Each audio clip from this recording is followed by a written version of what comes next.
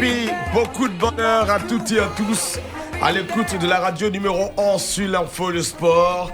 La matinale des sports avec notre spécialiste maison, si vous voulez, DKF, Conan, Kouakou, Fernand. Pour faire simple, on dira Fernand Kouakou, c'est dans un instant. Bonjour Fernand.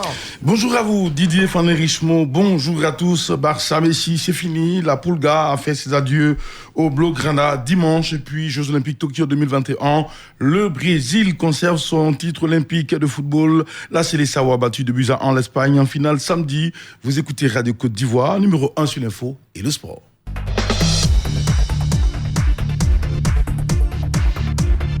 La matinale des sports joue dans le sommaire. Foot Inter Ligue 1 en France. Marseille renversant d'entrée terrasse. Montpellier envoie un signal fort aux autres concurrents. PSG, Achraf Hakimi marque déjà son territoire. Le Marocain buteur contre Troyes. Et puis pour le débat de la zone mixte, on va dans le sujet du jour. JO Tokyo 2020. Les Lampions se sont éteints dimanche sur la compétition. Au terme de celle-ci, que retenir de la participation des différentes nations, dont la Côte d'Ivoire, présente à ce jeu au Japon? C'est à vous, Fernand Kouakou, le décor est planté. Merci à vous, Didier Fané Richemont. Je serai tout là pour les auditeurs 27 20 21 44 48 ou encore le 27 20 27 87 pour participer à ce moment de change. Pour l'instant, le kiosque de Moussapor commencé et ce matin, Lamine Sanogo et ses invités s'intéressent à la présidente du CONOR, Madame Dao Gabala Mariam, et l'élection à la présidence de la FIF. Retrouvons-les au kiosque de Moussa pour le débat. Messieurs, à vous. Serge, en tout cas, Madame Gabala sollicite un peu, en tout cas, l'avis des acteurs pour la prochaine AG élective. Au début de sa nomination, je vous avais dit que ça allait être très compliqué pour elle. Et lorsqu'elle était venue, le feu était encore très chaud. Donc elle a voulu rentrer dans un combat avec force. Elle s'est heurtée à des résistances. Du coup, son silence, elle s'est refroidie, elle est revenue à des meilleurs sentiments. Elle est en train de faire ce qu'elle devrait faire au départ. Elle disait que j'auditionnais toutes les parties. C'est maintenant qu'elle est en train de travailler. Et moi, j'aime ça. C'est comme ça qu'elle devrait commencer. Ben voilà. Et si, Serge, tu es en train de dire de bonne vérité parce que tu as dit au cœur ici que madame, la dame n'allait pas réussir sa mission. Mais elle n'a pas encore réussi. Écoutez-moi, elle est aussi de bonne voie. Donc, ça a félicité d'abord. Maintenant, si elle sollicite les présidents pour essayer de faire un toilettage de terre, pour essayer de redynamiser vraiment ce football encore. Mais ce n'est pas un échec. C'est pas ça qu'on appelle un échec sec. Il y a le championnat féminin qui est en cours. C'est la félicité. On a le championnat qui est fini. On a l'une qui est en bon train. C'est la félicité. Donc, si le fait pour toi, le fait de solliciter tous les présidents à travers un symbiose là, si toi tu penses que c'est un échec, ici je suis vraiment désolé avec Maman, tu n'as rien compris à mon intervention.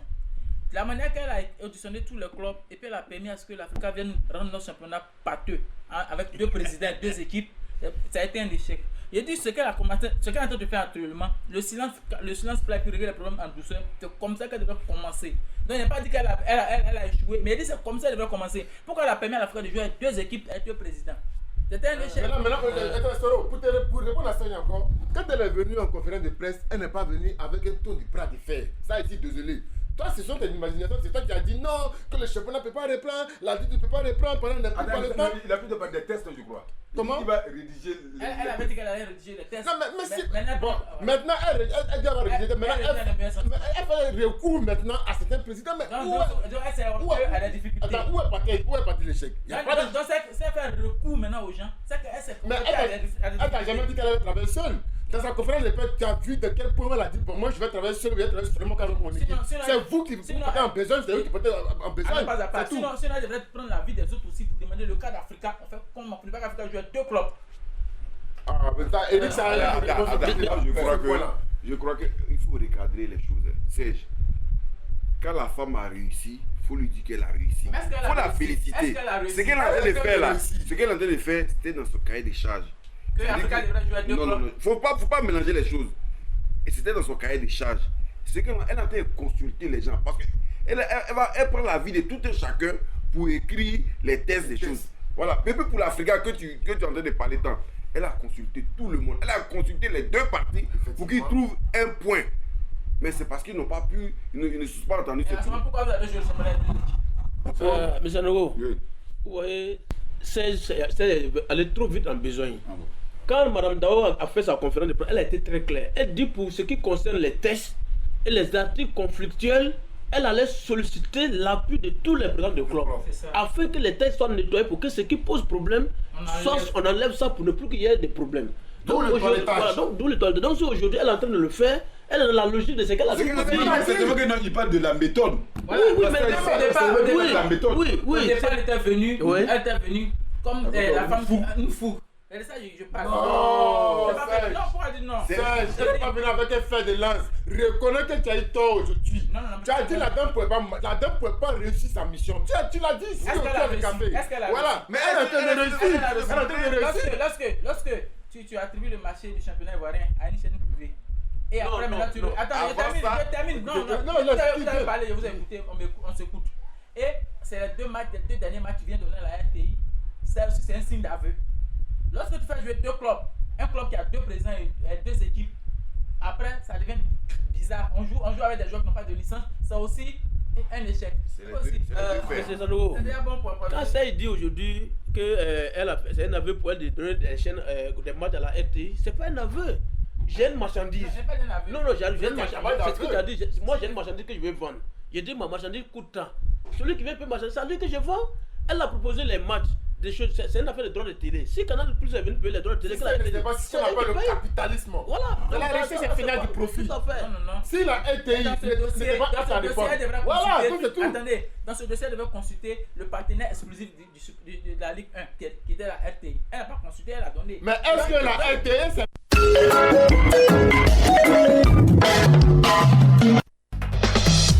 Foot Inter, Fernand Kouakou. Allez, merci à vous Valentin Kouassi, mesdames, messieurs. Retour donc en studio et nous allons maintenant feuilleter donc l'actualité du ballon rond. Bienvenue dans l'espace Foot Inter et notre première destination c'est bien évidemment Tokyo. Rideau hier dimanche sur les Jeux Olympiques avec la cérémonie de clôture, une cérémonie haute en couleur marquée par la transmission du drapeau frappé des 5 anneaux par Thomas Bach, président du Comité national olympique à la maire de Paris, Anne Hidalgo, matérialisant ainsi le passage de relais entre Tokyo et Paris, pays hôte en 2024. Samedi à Yokohama, le Brésil de Dani Alves, champion sortant, a conservé son titre en dominant 2-1 l'Espagne au bout du suspense en finale du tournoi de football masculin. Malgré le pénalty raté par Richarlison, Matheus Cunha et autres Malcolm sortis du banc ont fait plier l'Espagne respectivement 45e plus 2 et 108e minute.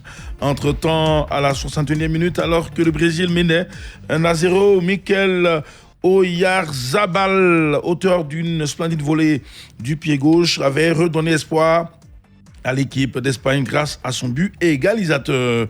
C'est d'ailleurs le 3e but de l'attaquant de la Real Sociedad dans le tournoi au Japon. Et puis le Brésilien Matheus Cunha, attaquant du Hertha, est élu buteur en finale. Il a aussi donc inscrit 3 buts dans ce tournoi olympique.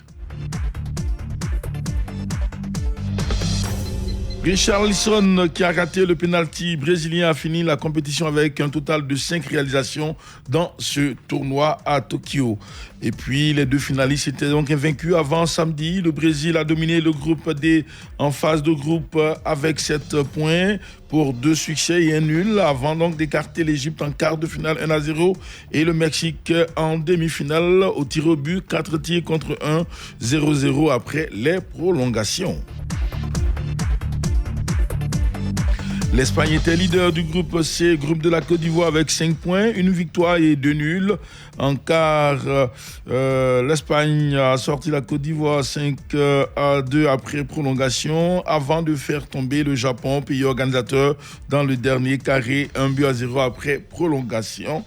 Également, vendredi, le Mexique a pris le bronze contre le Japon, toujours pour le tournoi olympique de football des hommes. 3-1 pour l'équipe du Mexique, qui est donc 3e chez les messieurs. Chez les dames, les Canadiennes sont sacrées championnes olympiques. Elles ont raflé l'or face à l'équipe de la Suède lors de la séance de tir au but. 3 tirs contre 2 pour l'équipe du Canada qui remporte ainsi le tournoi après les prolongations, temps réglementaire 1-1. Avec cette finale remportée, le Canada devient la 3e nation à remporter 3 médailles consécutives en football féminin aux Jeux Olympiques après les États-Unis d'Amérique 1996-2012 et l'Allemagne 2000-2008.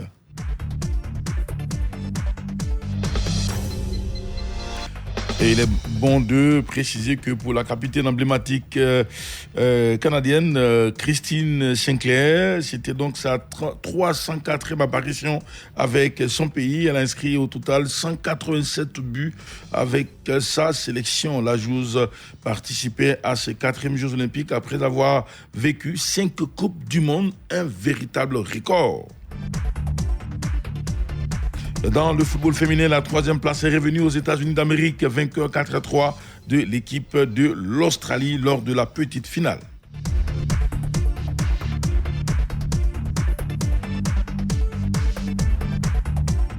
Un tour à présent en Espagne et précisément en Catalogne où l'actualité est dominée par le divorce forcé entre le FC Barcelone et Lionel Messi.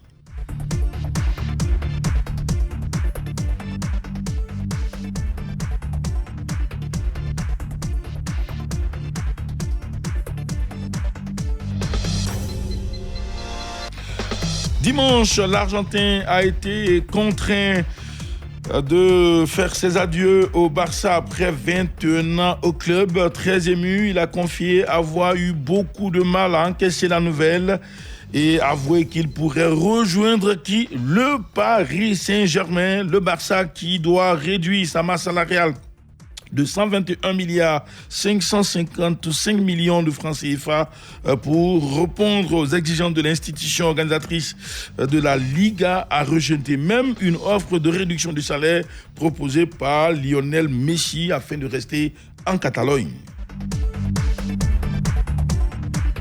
Quittons l'Espagne pour la France où l'on parle justement de reprise des activités aux rentrées des classes pour la Ligue 1. C'était le week-end. Le Paris Saint-Germain, très attendu face au premier 3, a gagné grâce à 2 buts du Marocain Achraf Hakimi 19e et l'Argentin Mauro Icardi 21e minute.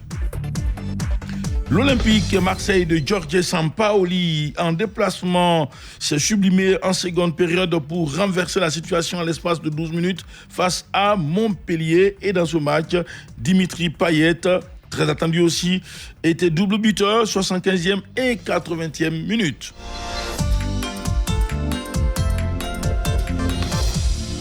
Le LOSC, c'est-à-dire Lille, tenant du titre, était donc en déplacement chez Metz, 3-3 dans cette rencontre. Et le Turc, le géant turc, j'allais dire, Yılmaz Burak a aussi marqué lors de cette rencontre.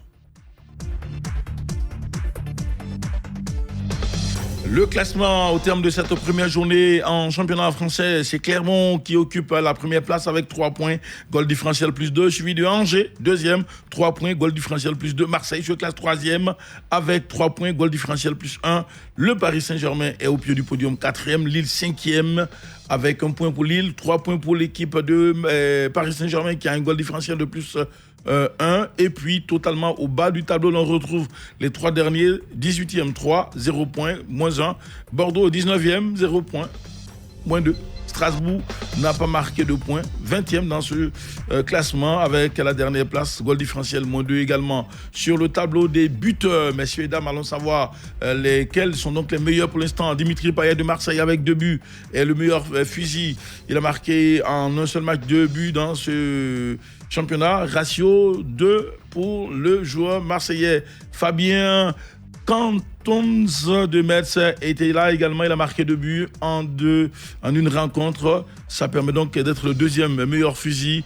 Et puis Stéphane Boaken de Angers marqué 1 but. Il est donc le 3e meilleur buteur dans ce championnat. Le premier africain à marquer, il se nomme Ismaël Traoré de Angers. Il a aussi marqué, vous en faites pas.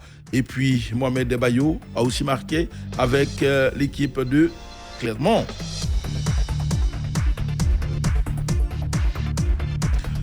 Nous prenons à présent la direction, mesdames et messieurs, de la zone mixte où nous retrouvons nos auditeurs et encore nos consultants. Ils sont aussi nombreux, les internautes, à nous avoir écrit aujourd'hui. Valentin Kwasi, le sujet, le voici. Mais avant d'y aller, justement, ça donne ceci. Zone mixte, le mini-débat. Jeux Olympiques Tokyo 2021, les lampions se sont éteints dimanche sur la compétition. Au terme de celle-ci, que retenir de la participation des différentes nations dont la Côte d'Ivoire présente à ces Jeux de Tokyo au Japon.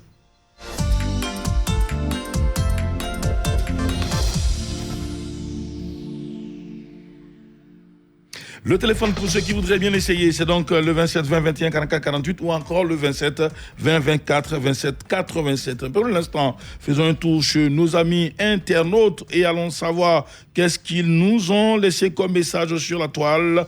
À commencer par monsieur Amani Christophe Kwasi qui nous dit ceci: bilan très mitigé pour les nations africaines. Pour moi, il faut que les nations africaines se préparent bien pour les compétitions à venir. Il nous souhaite une très bonne émission en ce début de semaine. Merci à vous, monsieur Amani Christophe Kwasi.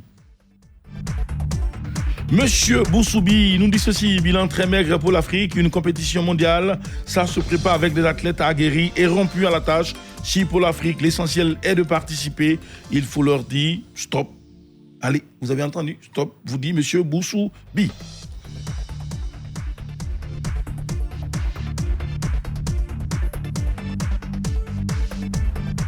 Un autre internaute, M. Bertin Tola Quadio, il dit ceci: je retiens qu'il n'y a pas eu de grande surprise au niveau des nations participantes. Les grands comme les États-Unis, la Chine, le Japon, la Grande-Bretagne se sont encore fait respecter. Bravo à ces nations. Et puis M. Kwasi Renaud Kwaku nous dit ceci: bilan très, très négatif pour les pays africains. Pour moi, il faut bien se préparer pour les compétitions à venir et surtout la Côte d'Ivoire du côté du football qui nous ont fait vibrer. Bonne chance à tous les joueurs ivoiriens pour les différents championnats en Côte d'Ivoire. Et ça se dit... Dans la Maraoué, justement, il est toujours présent, M. Blaise Kwasi. Quand c'est beau, c'est la Maraoué. Et c'est justement chez lui. Allez, pour M. Blaise Kwasi, il dit ceci: pour ce qui est de notre pays, la Côte d'Ivoire, que de regrets et d'amertume, je dirais, à l'État de Côte d'Ivoire, par l'entremise du ministère des Sports et des différentes fédérations sportives, que Paris 24, c'est maintenant.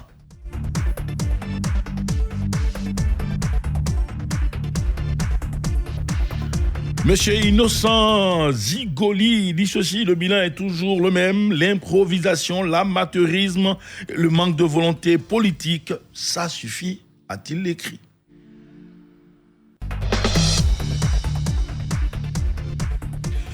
Il n'a pas de mots pour justement qualifier la participation des pays africains. Monsieur Eouman Tano qui nous écrit depuis Bafia, c'est dans la sous-préfecture d'Abouasso, dans la région du Sud Komoué. Pour lui, il dit silence.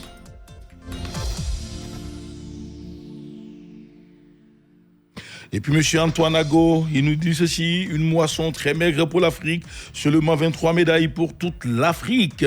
Pour glaner des lauriers, il faut se préparer. Invitons, et pour lui, donc, il faut donc éviter l'improvisation. Les Jeux Olympiques de 2024 à Paris, c'est maintenant qu'il faut donc se préparer. D'ici Antoine Ago depuis Béoumi. Jean-Marie Thieu, il nous dit bonjour la team, pas de commentaires à faire, regardons. Valentin Kwasi, un autre internaute écrit, il se nomme M. Kofi Ngora Moïse. Ces jeux ont été un échec total pour l'Afrique qui va nous servir de leçon pour Paris 2024. Néanmoins, bravo à tous les athlètes africains en général et en particulier aux athlètes ivoiriens. Je tiens à saluer ma maman, a-t-il dit, sa maman, lui, pas la mienne, Kwasi Amena, depuis Kouamekro, c'est dans la sous-préfecture de Bazré. Il est déjà en ligne, le premier consultant du jour, Choualio Dumandé, bonjour. Bonjour, Fernand. Bien réveillé, j'espère. Oui, par la grâce de Dieu. Allez, nous vous écoutons, Choualio. Écoutez, moi, je pense que les Africains avait les moyens de faire mieux. Quand vous regardez un peu les échecs de Seychelles, les échecs du très connu nigérien, quand vous voyez tout ça, vous vous dites, vous posez des questions, mais pourquoi l'Afrique n'arrive pas? Mais c'est simple, c'est très simple. Quand tu regardes un peu la performance de l'Égypte, vous avez vu comment l'Égypte, au cours des JO, l'Égypte a brillé. Vous avez vu comment le Kenya, dans les pays de l'Est là-bas, le Kenya, l'Éthiopie et autres, l'Afrique du Sud ont brillé. Mais c'est des pays qui ont plus d'infrastructures, qui ont plus de moyens. Aujourd'hui, la compétition de haut niveau, c'est les moyens. Nous, on attend toujours les derniers instants, 1 ou 2 mois des jeux pour organiser des fêtes foraines, pour remettre de l'argent à des athlètes pour aller au JO. Mais c'est pas ça, c'est pas comme ça. Ça se fait pas, ça. On ne prépare pas des JO, on ne veut pas les moyens à des athlètes à 1 ou 2 mois par exemple des JO, on organise des fêtes, une réception dans un bureau et tout le monde applaudit devant les caméras de la télévision. Non, c'est dépassé. Aujourd'hui, le sport de haut niveau, c'est la planification, c'est la projection, c'est les moyens, c'est les infrastructures, c'est cela. Si on va rester, quand tu regardes les pays, la Côte d'Ivoire, le Burkina et autres, tout ça, mais ils sont derrière par rapport à des pays même comme l'Égypte, comme le Kenya, comme l'Afrique du Sud. Mais ça, c'est logique, c'est logique. Donc moi, je pense, aujourd'hui, pour moi, le bilan africain n'est pas bon. Le bilan n'est pas bon. Il faut se remettre au travail. Il faut prendre conscience aujourd'hui que le sport, c'est autre chose aujourd'hui. Le sport, c'est un business aujourd'hui. Le sport, c'est une industrie aujourd'hui. Mais nous, les Africains, on n'a pas encore compris cela. Surtout en Afrique de l'Ouest. Merci à vous, Chalio Dumandé, et puis surtout, très bon début de semaine à notre compagnie. Ce jusqu'à vendredi, on sera ensemble pour la matinale des sports. Il a dit, il faut donc éviter désormais d'attendre à 2-3 semaines des grandes compétitions pour remettre un peu d'argent aux athlètes, afin donc de se préparer. La préparation, c'est déjà 1 ou 2 années avant, et ce sont les fédérations qui planifient le programme de préparation des athlètes, et non les athlètes eux-mêmes. Messieurs du ministère des Sports, de Côte d'Ivoire surtout, il faudra donc commencer à changer votre fusil d'épaule. Le temps de retrouver coach Israël Oussou. Allons voir sur notre plateforme avec les internautes. Monsieur Nda Marcelin Kouakou nous dit ceci. Depuis donc de Okoué, précisément quartier Air France. Bonjour Radio Côte d'Ivoire. Je pense que les nations africaines n'ont pas encore compris l'enjeu de ces compétitions mondiales. On ne va pas à ce jeu pour participer, mais plutôt on vient pour remporter des trophées. Que nos différents dirigeants revoient l'organisation pour la participation de nos athlètes à ces jeux, a-t-il écrit. Il se nomme Israël Oussou. Il est déjà en ligne. Bonjour, coach. Coach Israël? Oui, c'est vrai que Ishawazi n'est pas leader de sa poule et que vous risquez de ne pas jouer la Super League à votre niveau, mais il faut quand même nous donner un peu de tenue ce matin, n'est-ce pas? Allez, on y va. Justement, quelle est votre réaction sur cette question? Je pense que on n'a pas